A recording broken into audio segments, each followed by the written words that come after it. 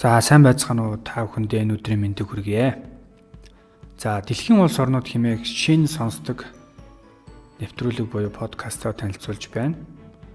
Энэ контентын онцлог маань хүмүүс дэлхийн улс орнуудын талаар үнэн бодиттой тэгээд системтэй олон их сурвалжийг иш татаж судалж шинжлэх ухааны үүднээс дэлхийн улс орнуудыг сонирхолтой байдлаар тайлбарлаж хөрөхөд оршиж байгаа юм аа. Бид эхний ээлжинд Африк тивийн улсуудыг сонгон авч танилцуулна. Ингэхдээ тухайн улсын талаарх ерөнхий мэдээллийг хүргэхээс гадна тухайн улсын хамгийн чухал ойлголтууд, мэдээллүүдийг товчхон хүргэхэд оршиж байна. За ингээд Ангол улсын талаар өнөөдөр танилцуулна. Ангол улсын талаар та бүхэндээ ярьж өгье. За Ангол улс нь бол баруун өмнөд Африкийн улс юм. За хойдлоороо ардчилсан Конго улстай, зүүн талаараа Замби улстай. За өмнөд талаараа болохоор Намиб улстай. Баруун талаараа болохоор Атлантын далайтай хэлдэг далайд гарцтай улсаа. За нэг сонирхолтой зүйл нь Габинда хэмээх одоо нэг муж байдаг Анголын. Энэ муж нь одоо Ангол улсын нэг хэсэг боловч бүгд найрамд гардчилсан Конго улсаар тусгаарлагдж байдаг. Өөрөөр хэлбэл улсынхаа нутаг дэвсгэрээс салангад байдаг гэсэн үг юм. Тиймээс Габинда ардчилсан Конго улстай бас хэлэлдэгэ. Ингээд Ангол улс маань 4 улстай албан ёсоор хэлэлдэг байна.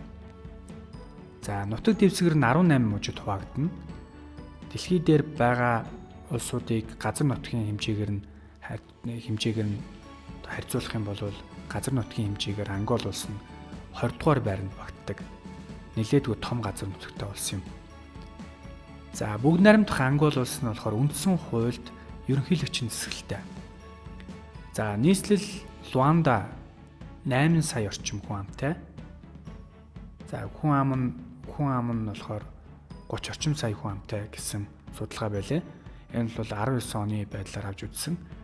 Яагаад гэвэл тухайн өсөлттэй үзүүлэлтийг болохоор бид нэр жишээлбэл хүн ам эдийн засгийн үзүүлэлт бол байнга өөрчлөгдөж байгаа учраас энийг тухайн оных нь байдлаар авч хэлж байгаа шүү. За мөнгөнд тэмдэгт нь болохоор Кванза нэртэй бөгөөд энэ нь болохоор тухайн улсын хамгийн урт голын нэр юм байлээ. Энэ улсын голынхоо нэрээр нэрлсэн мөнгөнд тэмдэгттэй. За Ангол хэмээх нэр нь ямар учиртай юм бэ гэж. Ангол хэмээх нэр нь болохоор Португалчуудыг ирэхээс өмнө одоо тухайн Анголын нутаг дэвсгэрт оршиж байсан эртний хаант одоо Ниндонго улсын Нингола хааны нэртэй холбоотой гэж үздэг юм байлээ. Тэгээд Португалчууд ирснээр одоо нэрийг нь өөрийн хэлээр Анголын хаант улс одоо Нингола хааны улс гэж одоо нэрлэх болжээ. За төрийн далбаа нь болохоор хар улаан шар өнгөнүүдээс бүтсэн байна. Одоо энэ зураг дээрээс та бүхэн харж болно. За хар өнгө нь болохоор Африк твийг, улаан өнгө нь болохоор их хчлөө эр зоригийг илэрхийлсэн. За шар өнгө нь болохоор үндэсний баялагийг илэрхийлдэг. Бол далбааны төвд нь болохоор чихрийн нишингийн одоо урт хот, за техникийн араа болон одыг дээр нь төсөлсөн байна. Од нь болохоор хөгжил цэцгэлэлтийг, хөгжил улс орны хөгжлийг илэрхийлсэн бол хотог араа нь хөдөлмөрч байдал, за газар тариалан илэрхийлсэн. За араа нь болохоор мэдээж аж үйлдвэрлэл, одоо үйл төрөлжилтийн машиныг, одоо аж үйлдвэрийг одоо төлөөлүүлжээ. Энэ Африк тивийн одоо энэ Анголын төрийн далбааны сайн харах юм бол хуучин зүйл толгойд улсын нөгөө эмблемт их төсөөтэй. Энээс баг хуулж авсан байх гэж бодож байна. Учир нь бол ардчилсан улс болохоос өмнө одоо социалист одоо төр засаг энэ улсыг барьж явахдаа одоо социалист чиг баримжааг баримталж одоо энэ эмблемийг ашигласан байх талтай юм аа. За байгаль цагуурын онцлог. За дэлхийн бөмбөрцгийн өмнөд хагасад тропикийн бүсэд оршдог учраас одоо далаагаас их газар руу орох тутам өргөрөөс хамаарч уур амьсгал нь солигдож байдаг. Гэхдээ энэ улсад нэг онцлог нь гэвэл далайтай хэлдэг учраас далайн уур амьсгал маш их нөлөөтэй. Тэр дундаа Атлантын далайн Бенгалийн хүйтэн урсгалын нөлөө нь эргийнхэн дагуу уур амьсгал цаг урт их нөлөөлсөн байдаг. За хүйтэн урсгал нь болохоор хур дунд сунах нөхцөлийг хаагаад илүү хуурай сэрүүн байдлыг бий болгосноор нутгийн өмнөд төв хэсэг нь цөлөрхөх байдалтай болсон байна. Тиймээс энэ улсын та хэлж байгаа өмнөд хэсэгт Намиб, тэгээд энэ улсын өмнөд хэсэг бас Намибын цөл оршдог. Уур амьсгал нь бол ийм хүт урсгалын нөлөөр цөл үүсэх нөхцөлийг бас бүрдүүлсэн байна. За өвөл 100 за тэгээд хуурай гэсэн ийм 3 уур амьсгал улирлын хэв шинж бүрдэж тогтсон улиралтай. За уур амьсгал нь ерөнхийдөө 3 хэв шинжид хуваагдана. Нутгийн хойд хэсэг нь тропикийн уур амьсгалтай бол Атлантын далайн эргийн дагуу нутаг нь илүү хуурай, за төв хэсгээр илүү чиглэг, сэрүүн байдаг. Хэрвээ та Ангол руу аялахад хамгийн тохиромжтой үе нь бол 5-аас 8 дугаар сарын хооронд юм байлээ. За тэгээ Луандад харин болохоор 12-оос 6 сарын хооронд бол очвол тохиромжтой, уур амьсгал илүү тохиромжтой. Жуулчдын хамгийн их татдаг, сонирхлыг татдаг газрууд бол Атлантын далайн эргийн дагуу эргүүдийн дагуу тийм амралтын маш том газрууд ихтэй. Тэрүүгээр нэг жуулчид их амардаг гэж байсан. Энэ мэдээллийг болохоор надад Ангол улсад амьдардаг монгол хүн өгсөө. За Африк тивийн улсуудтай харьцуулбал харьцангуй байгалийн нөхцөл нөөц сайтай улс юм. За байгалийн нөхцөлийн хувьд сэргээгт эрчим хүчний нөөц болох усны эрчим хүчний их үүсвэр болсон Конг, Замбези буюу Гуанда зэрэг томоохон гол мөрийн энэ улсын нутаг дэвсгэртэйгээр урсдаг. Эдгээр голууд нь үзэсгэлэнтэй том хүрхрээнүүдийг үүсгэсэн байдаг учраас жуулчдын гол аяллаа маршрут болсон. Нутаг дэвсгэрийн 18% нь ой мод эзэлдэг бол бэлчээр нь 40 орчим хувийг, за тариалан 3% эзэлнэ. Тариалангийн талбай, тариал эрхлэх тохиромжтой газар нутаг нь. За үлдсэн нь болохоор ашиглагдаагүй тийм сул газар орноо. Газрын гадарганы их газар руугаа болох тусам өндөрлөг дэгш тал. За тэгээ Африкийн савана зонхилсон. За тэгээ голын хөндий айс хавар тропикийн ойгоор бүрхэгдсэн. За өмнөд хэсэг нь урагшлах тусам цөлөрхөг цөлийн бүс дарахсан байдаг. Атлантын эргийн дагуу ухаагүй толгойд илүү зохилсон гадрын хэлбэрийн хувьд. За газрын тус түүний дагалдах бүтээгдэхүүн болон байгалийн хий ариун их нөөцтэй. За тэгээд тухайн улсын хойд хэсэг Атлантын далайн эргийн дагуу эдгээр нөөцүүд нь илүү их байдаг, дарахсан байдаг. Үүнээс гадна болохоор алмаз, төмөр, ой мод, кофе, за жихрийн нишиг зэрэг нөөцүүдтэй. За энэ улсын талаар товчтойг та бүхэндээ танилцуулъя. За энэ улс маань болохоор эртээр үед хой, сан нэртэй овг аймагуд ааг нор эрхлэж амьдардаг байжээ. Ааг нор эрхлэн дээрээс нь түүхчнэр гэж хэлж байгаа. Жимс ургамлыг түүж амьдардаг юм хүмүүс байжээ, нүүдэл амьдардаг. Тэгээд хойд зүгээс буюу Төв Африкаас Банту хэмээх нэртэй овг ухсаатан ирж нутагшсан. Гэвч Анголын нутаг дэвсгэр нь тухайн үед Конгийн эзэнт улсын хэсэгт багтаж байгаад хожмоо Ниндонга хаант улс маань анх энэ нутагт өөрийнхөө төр тулсыг анх байгуулжээ. Гэвч удалгүй газар зүйн эхний ээлтийн үеэр Португалчууд ирж Анголын эргийн дагуу суурьших болсон. За португалчууд колоничлогчид гэж нэрлэж байгаа колоничлогчид маань нутгийнхныг боолчилсон. За тэгээ боолчлоод Бразил руу ургамлын аж ахуйд руу ажиллуулахаар авч явсан байдаг. За зарим хэсгийг нь бас Европ руу зөөсөн байна. Ингээд энэ байдал үргэлжилсээр хагаад 1854 он хүртэл уугуул нутгийн Португалчуудад тэмцэлдсэний эцэст боолчлоо зогсоожээ. Гэвч Португалчууд газар нутгаа өргөжүүлэх бодлого хэрэгжүүлж байсан боловч одоо тухайн үед Англи, Бельги улсуудын эсэргүүцэлтэй тулгарсан байдаг. Тухайн үед болохоор Англи, Бельгүүд бас Африк дэвд өөрийн колоничлалыг бий болгочихсон байсан. Урд нь байсан учраас эдгээр том гүрнүүд маань бас газар нутгаа дэлгэхэд хоорондоо нэлээд зөрчилдөөнтэй байжээ.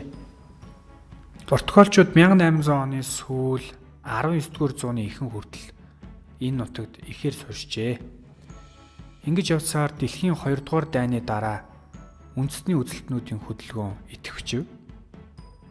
За ингээд 1960 оноос одоо тусгаар тогтнолын 3 том хөдөлгөөнүүд гарч ирж дайны байдалд бий болсон.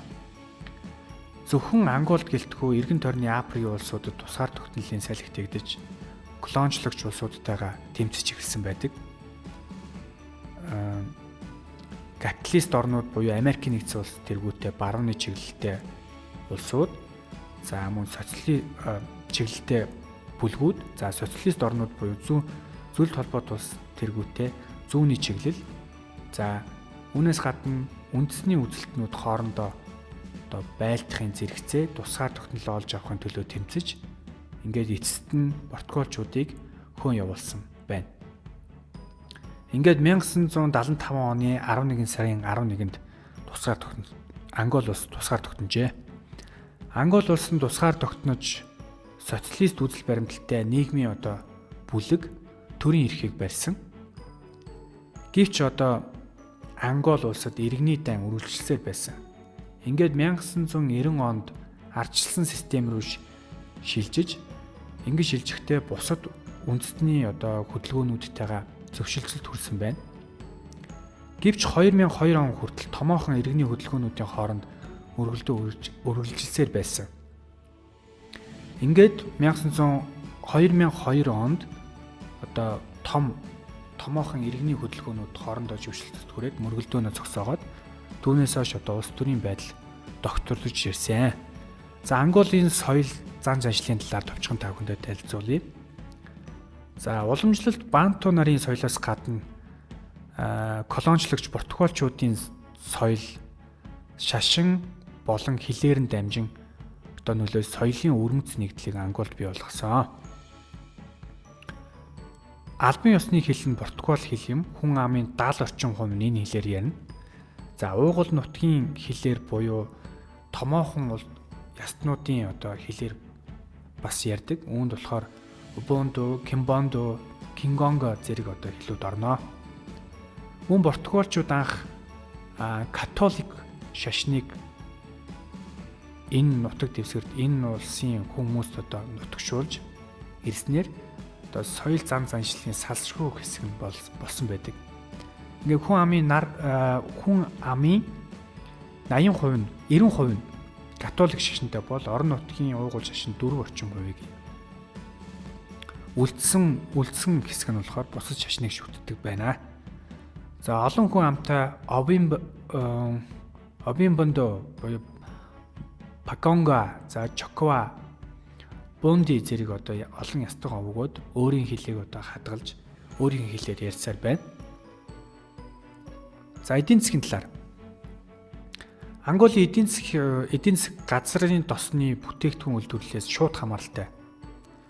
За газрын доос экспортын гол бүтээгдэхүүнүүд өгөө дотоодын нийт бүтээгдэхүүний ихэнх хувийг эзэлдэг.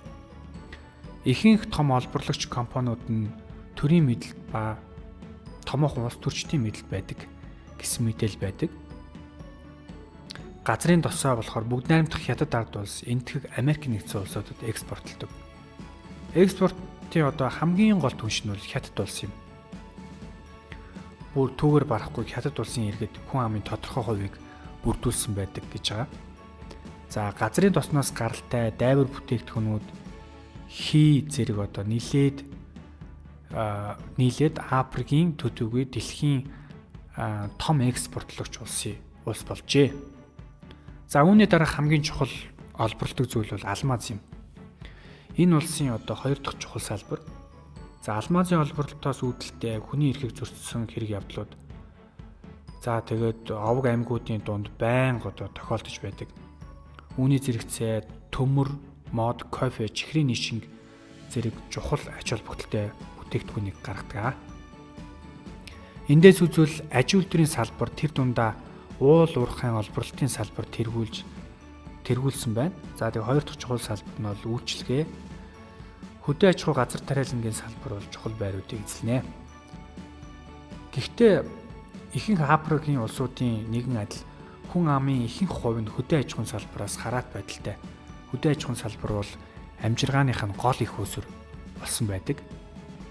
Гадаад орнуудаас үүнд Португал, Хятад, Америк нэгдсэн улс, Өмнөд Африкийн бүгд найрамдах улс, Их Британи зэрэг улсуудаас тоног төхөөрөмж, цахилгаан бараа, хүнсний бүтээгдэхүүн, за хувцас, цэрэг, армийн бүтээгдэхүүнүүдийг импортлж авдаг. Өргөн хэрэглээний бараа, хүнсний бүтээгдэхүүн харьцангуй өндөр үнэтэй, амьдралын өртөг өндөртэй улс гэж үздэг. Мөн жуулчдад ч гэсэндээ айлхад их өндөр өртөгтэй улсуудын тоонд ордог гэж ярьдаг юм байлээ. За энэ улсын талаар сонирхолтой баримтуудыг та бүхэнд хүргэе. За Габинда гэвэл урд нь бид нар ярьжсэн Габинда мужи нь болохоор тусгаар тогтносоос хойш байгаль тийм салан тусгаарлах арга хэмжээ явуулж ирсэн. Габинда муж бол Ангол улсын нутаг дэвсгэрт шууд хилдэггүй бөгөөд Габинда муж нь бусад мужуудаа бодвол харьцангуй тийм хөгжил сайтай муж юм. За үүнээс гадна болохоор байгалийн нөөц тэр дундаа газрын тосны сурлагдсан нөөц ихтэй эдийн засгийн хувьд чухал одоо мужийн нэг учраас энэ мужтай холбоотой маргаан их гарч идэг. За энэ улсын хамгийн нэг чухал хэсэг нь бол бүжиг, хөгжим бол амьдралын салшгүй нэг хэсэг гэж үздэг. Нэг подкаст сонсож байхад энэ талаар ярьж ирсэн.